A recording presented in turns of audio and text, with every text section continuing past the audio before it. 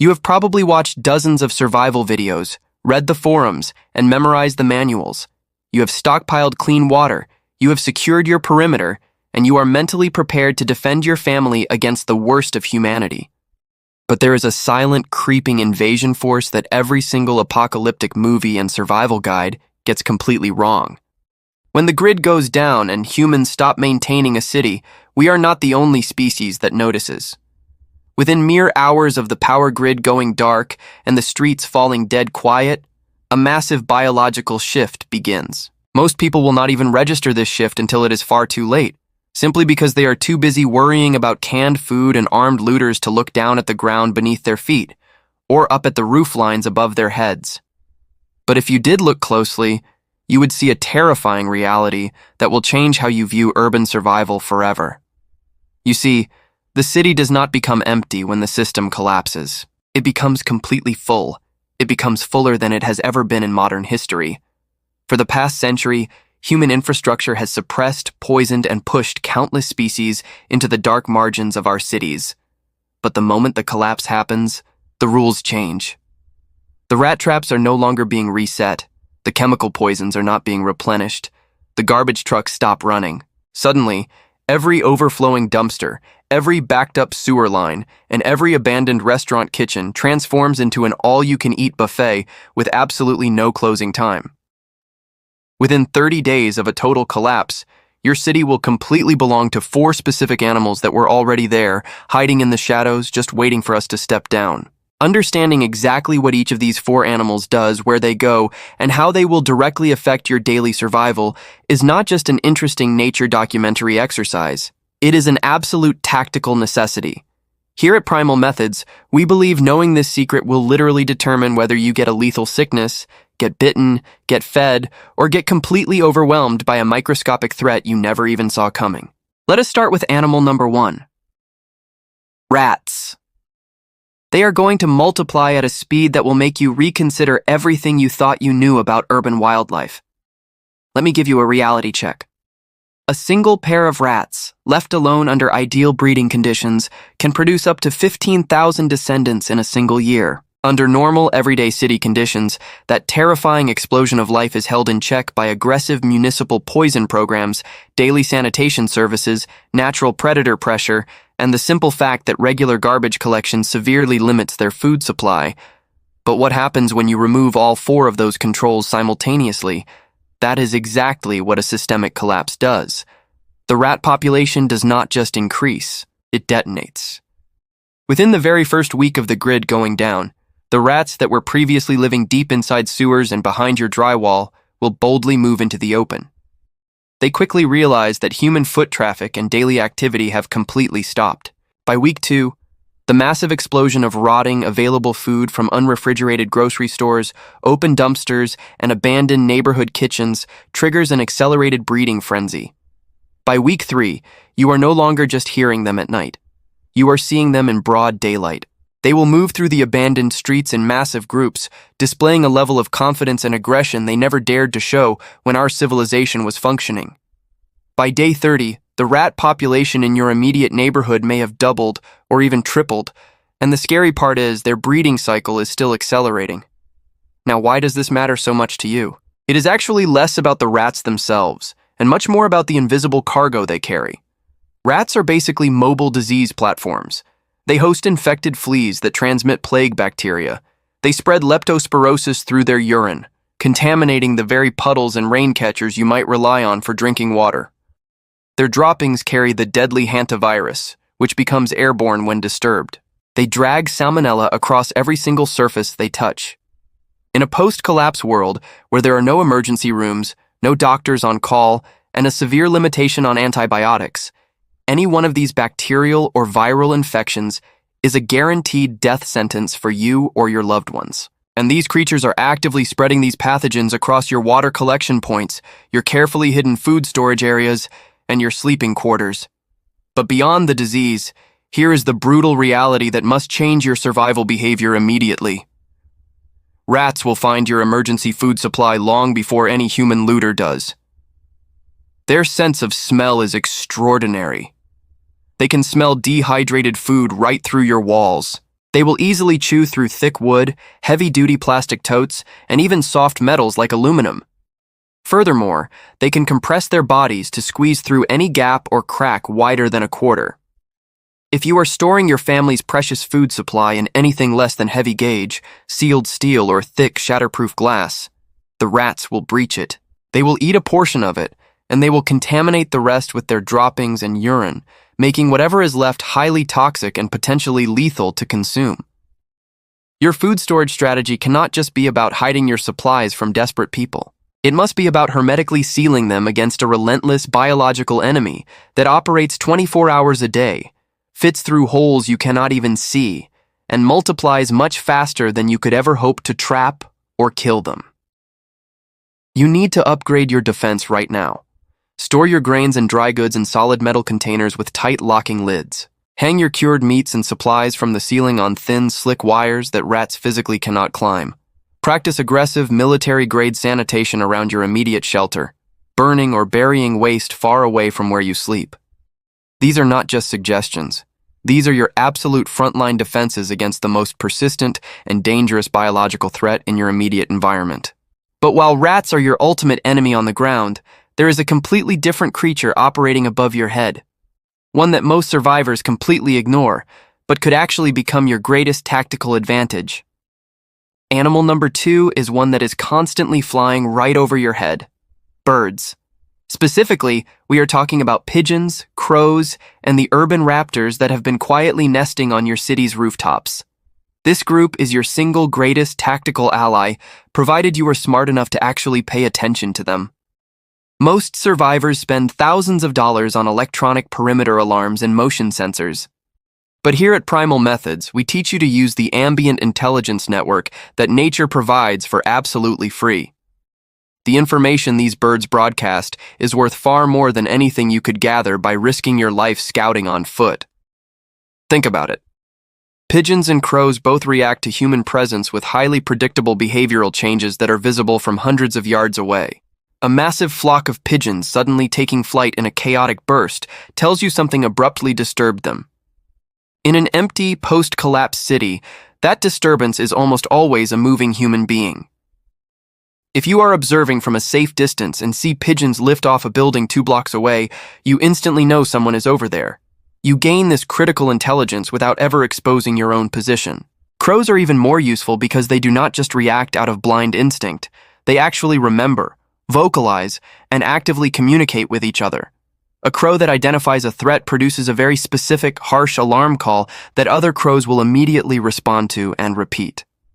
This creates a cascading ripple effect of alerts that can literally track a moving threat across several city blocks. If you take the time to learn and distinguish normal crow calls from these agitated alarm vocalizations, you have tapped into a city-wide warning network. It operates in every direction, and it never sleeps. Beyond just intelligence, birds serve as a critical food source that most urban survivors completely overlook because eating a city pigeon feels strange or dirty. You need to get over that psychological barrier immediately. A single pigeon provides roughly 200 calories of dense, lean protein. Urban pigeons exist in enormous numbers, and they are incredibly slow to flee from humans because they have cohabited with us for generations. They are easily catchable with simple, primitive traps. A cardboard box propped up with a stick, a simple wire loop snare, or even catching them by hand with enough patience will yield results. They cluster in highly predictable locations, like under bridges, on flat rooftops, and inside abandoned parking garages. This means once you identify a roosting site, you essentially have a renewable food source that replenishes itself continuously. Crows, on the other hand, are much harder to catch, but they serve a completely different and highly valuable function. Crows cache their food, hiding scraps and shiny objects in deep crevices across a very wide area. If you carefully observe where crows are caching and scavenging, you get a rough, living map of where food scraps still exist. This behavior points you directly toward human-scale resources nearby, like untouched waste piles, open storage containers, or abandoned restaurant kitchens. You are not necessarily eating the crow's hidden stash. You are reading its scavenging behavior like a treasure map to find larger supplies. Now let us move on to animal number 3. Dogs. This one is incredibly complicated and emotionally difficult for many people to accept. Dogs exist on a rapid spectrum that ranges from the most valuable survival companion you will ever have to a legitimate, coordinated pack hunting threat. This spectrum depends almost entirely on how quickly they transition from a domestic pet to a feral animal. And I promise you, this transition happens much faster than people want to believe. In the very first week of the collapse, the dogs you encounter wandering the streets are mostly still pets. They are disoriented, terrified, hungry, and desperately looking for their owners. During this narrow window, they are generally approachable with slow movement and a small offering of food. Securing one of these dogs early is an extraordinary survival resource. A bonded dog provides a level of perimeter security that absolutely no human watch system can match. They detect approaching threats through acute hearing and scent at ranges that are physically impossible for human biology. A dog sleeping near your shelter entrance will alert you to approaching strangers long before they ever trigger a tripwire or a can alarm system. Furthermore, the psychological deterrent of a large barking dog is significant. Most opportunistic looters will simply choose to move on and find an easier, quieter target. But by week 2 and week 3, the survival equation shifts dramatically. Unbonded, starving dogs begin to form packs, and ancient pack behavior emerges with startling speed. This is because their wolf-like social programming is hardwired into their DNA. Centuries of domestication merely suppressed these instincts. It did not delete them. A pack of 5 to 10 feral dogs is a genuine lethal threat to a solo human. This is especially true at night, and especially if you are carrying anything that smells like food. It becomes even more dangerous if that specific pack has already made a successful group hunt, teaching them that coordinated aggression produces a meal. By day 30, these feral packs are fully established, highly territorial, and increasingly bold. They operate primarily during the low light hours of dawn and dusk. While they might avoid large armed groups of humans, they will actively stalk and approach isolated individuals.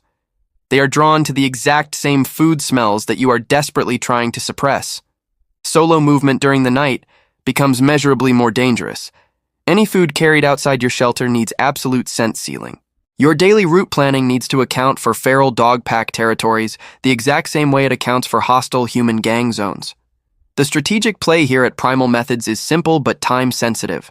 Secure 1 or 2 dogs very early, before the feral transition takes hold. Bond them with food, shelter, and companionship, and you gain an unparalleled biological detection system that runs on table scraps. But if you wait too long, those exact same animals become a deadly hazard, complicating and threatening every single outdoor movement you make. Now, we finally arrive at animal number 4. This is the truly dangerous one, and I guarantee it is not what you are expecting. Forget about roaming packs of wolves, desperate black bears, or mountain lions coming down from the hills. The absolute most dangerous animal that will take over your city after a total collapse is the mosquito. Now, I can already hear some of you rolling your eyes at that statement, but let me tell you, that exact dismissive reaction is exactly what gets unprepared people killed. Here is the terrifying reality of what happens when the grid dies. Every single storm drain that is no longer being flushed by city water management becomes a stagnant breeding pool. Every abandoned backyard swimming pool that is no longer being chemically chlorinated becomes a massive nursery, producing hundreds of thousands of adult mosquitoes every single week. Every unflushed toilet, open trash container, clogged rain gutter, discarded tire, and random plastic bucket holding just a single ounce of rainwater transforms into an active breeding site. In a major city of 1 million people, there are literally millions of these tiny microhabitats. Before the collapse, they were being actively managed by public health systems that no longer exist. Without those systems, the mosquito population does not just increase slightly. It becomes completely apocalyptic. They will reach densities that most modern citizens have never experienced in their entire lives. Mosquitoes are the ultimate delivery system for deadly pathogens. They carry the West Nile virus, Eastern equine encephalitis, Zika, dengue fever, and in warmer regions, malaria. These are horrible diseases that were historically suppressed by vector control programs that vanished the second the power grid died. In a pre-collapse functioning city, a mosquito bite is just a minor annoyance that makes you itch. But in a post-collapse city with no running hospitals, no antiviral medications, no IV fluids to treat severe dengue dehydration, and absolutely no way to surgically reduce brain swelling from encephalitis, a simple mosquito bite is a potential death sentence. It is a lethal injection delivered by an animal weighing less than a grain of rice. This practical impact touches nearly every single aspect of your daily survival routine. Sleeping without proper physical protection during the warm summer months is genuinely one of the most dangerous things you can possibly do. The critical hours between dusk and dawn are when you are stationary, radiating the carbon dioxide and body heat that mosquitoes track with deadly precision. This is your highest exposure window. Therefore, a mosquito net is not optional. Whether it is a proper survival net, or one improvised from sheer curtain fabric, ripped window screens, or any fine mesh draped securely over your sleeping position, it goes from being a camping luxury to an absolute medical necessity. It is exactly on par with having clean drinking water. Covering your bare skin during peak swarming hours, burning smoky materials near your shelter entrances, and aggressively eliminating every single standing water source within 200 feet of where you sleep are mandatory protocols. These are not comfort measures to prevent itching. They are hardcore disease prevention tactics that directly determine whether you are highly functional next week or bedridden with an untreatable, fatal fever. And here is the horrifying detail connecting this mosquito threat directly back to the rat threat we discussed earlier. Rats that die do not just magically disappear. Their bodies rot and decompose in the hidden spaces of the city. Infected fleas and blood-borne parasites leave the cooling corpse, desperately seeking new, warm-blooded hosts. In a city with an exploding mosquito population feeding on those exact same infected remains and then flying over to feed on you, disease transmission pathways multiply exponentially. It is a biological synergy that would give an expert epidemiologist absolute nightmares. The rat problem feeds the mosquito problem, which in turn feeds the catastrophic human disease problem. This lethal cycle accelerates rapidly in the sudden absence of the modern sanitation infrastructure that was quietly protecting you every single day of your pre-collapse life. Here is what this all means for you when put together. Within 30 days of a grid-down scenario, the entire animal landscape of your city will have fundamentally reorganized itself around your sudden absence as the apex predator. The rats have moved directly into your food supply, spreading lethal disease across every surface they touch. The birds have transformed into an ambient, city-wide intelligence network, constantly broadcasting critical threat information if you just know how to read it. The dogs have violently split into two factions. They are either bonded companions that are worth their absolute weight in gold, or feral, bloodthirsty packs that add a serious predator avoidance element to every single movement you plan. And finally, the mosquitoes have turned warm summer nights into a vector-borne disease minefield that kills quietly, slowly, and indiscriminately. The true survivors, the ones we train here at Primal Methods, do not just try to blindly avoid these threats. They proactively integrate this new, chaotic ecosystem directly into their survival strategy. They seal their food against rats in heavy metal containers and hang their supplies entirely out of reach. They carefully watch the pigeons and listen to the crows, letting the birds reveal exactly where hostile humans are moving. They bond with stray dogs early to create a biological security system, running on nothing but table scraps and loyalty. And they treat mosquito protection with the exact same life-or-death seriousness as water purification. They know that the invisible, buzzing threat around their head at night is statistically much more likely to kill them than the armed stranger lurking 3 blocks away. The city after a collapse is not an empty, lifeless concrete desert. It is teeming with a completely different set of aggressive residents. Your ultimate survival depends entirely on understanding who they are, what they desperately want, and how to effectively use them or avoid them. The rats want your food. Seal it. The birds want nothing from you. Listen to them. The dogs want a pack. Become their leader or avoid their territory entirely. The mosquitoes want your blood. Deny them or pay with your life. 4 animals, 4 complex relationships. The prepared person who manages all 4 has a massive survival advantage that no amount of stored freeze-dried food or hoarded ammunition can ever replicate. Pay close attention to the animals in your environment, because I promise you, they are already paying close attention to you. If you want to master these high-level survival strategies and stay steps ahead of the chaos, make sure you subscribe to Primal Methods right now. Hit that notification bell so you never miss a tactical update, and leave a comment below telling us which of these 4 animals you think is the biggest threat in your specific city. Stay sharp, stay prepared, and we will see you in the next video.